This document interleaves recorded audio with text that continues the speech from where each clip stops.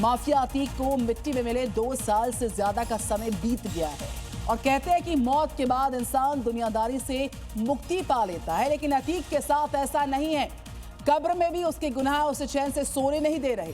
अतीक की गैंग का सफाया हो गया, अवैध कब्जे मिट्टी में मिल गए, लेकिन उसके खिलाफ कार्रवाई रुक नहीं रही है। अब अतीक की संपत्तियों पर सरकारी सील लगती चली जा रही है और इसी फहरिस्त में उसकी 345 करोड़ की संपत्ति सीज की गई। साथ ही 1 अरब से भी ज्यादा की रकम जब्त कर ली गई। देखिए पूरी खबर इस रिपोर्ट में।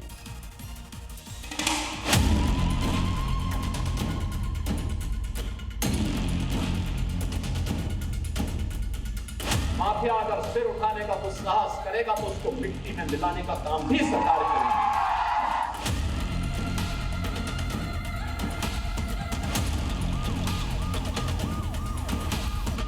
माफिया मिट्टी में मिल चुके हैं और फिर कोई माफिया बनने का प्रयास करेगा तो मिट्टी में मिलने की तैयारी भी करें। मिट्टी में मिलने की तैयारी करें। गुंडों और माफिया को लेकर सीएम योगी की लाइन एकदम क्लियर है। कोई लाग लपेटने, न बयानों में और न ही एक्शन में। यूपी में 3 तरीके से माफिया का इलाज होता है।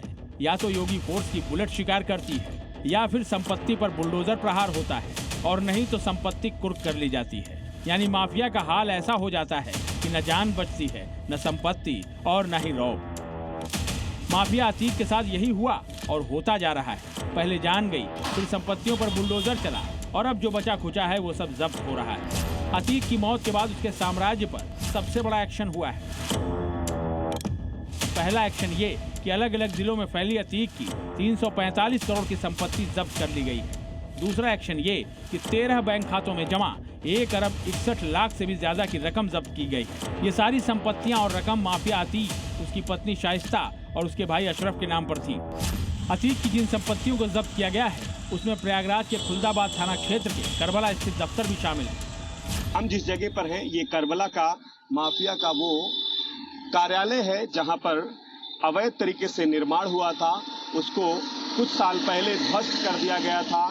गैंगस्टर के तहत पहले ही इसको कुर्क भी किया जा चुका है, लेकिन अब प्रयागराज प्रशासन ने इस संपत्ति को जब्त कर लिया है। ये करोड़ों की कीमती संपत्ति है और अब ये सरकार के अधीन हो जाएगी।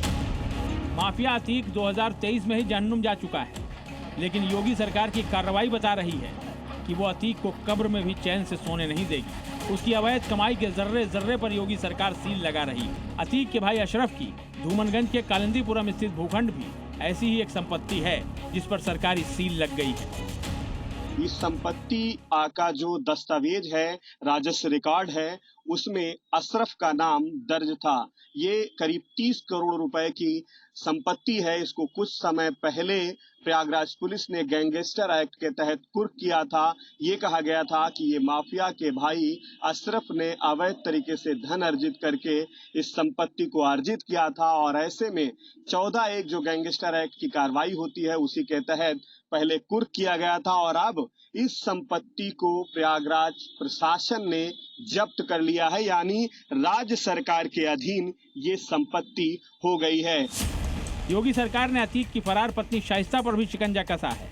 2023 में हुए उमेश पाल हत्याकांड के बाद से ही फरार शाइस्ता परवीन के नाम सरकारी दस्तावेजों में दर्ज सदर तहसील के पीपल गांव स्थित करोड़ों की प्रॉपर्टी को योगी सरकार ने जब्त कर लिया है। इसकी अगर अनुमानित कीमत की बात करें तो करीब 45 करोड़ रुपए इसकी कीमत है और इस संपत्ति को भी प्रयागराज पुलिस ने चिन्हित करते हुए कुर्क किया था और अब प्रशासन ने इसको जब्त किया है। यानी माफिया का जो अवैध साम्राज्य है उसको खत्म करने की जो कवायद है एक तरफ पुलिस ने शुरू की थी, तो प्रशासन अब उसको जब्त करने में जुटा हुआ है।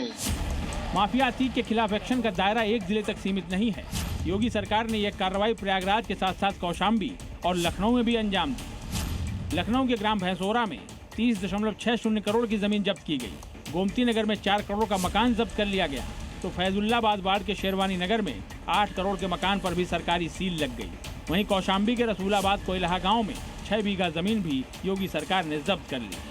कौशाम्बी जिले के चायल स्थित रसूलपुर कोयलहा गांव में लगभग 24 करोड़ की अचल संपत्ति को जब्त कर लिया है। यह बेशकीमती जमीन नेशनल हाईवे से लगी हुई है। माफिया अतीत के अपराधों के किले को योगी प्रशासन ने बीते कुछ सालों में नेस्तनाबूद करके रख दिया है और अब जो उसके बचे खुचे काले साम्राज्य की निशानियां हैं उन्हें भी मिटाया जा रहा है। ब्यूरो रिपोर्ट, जी मीडिया।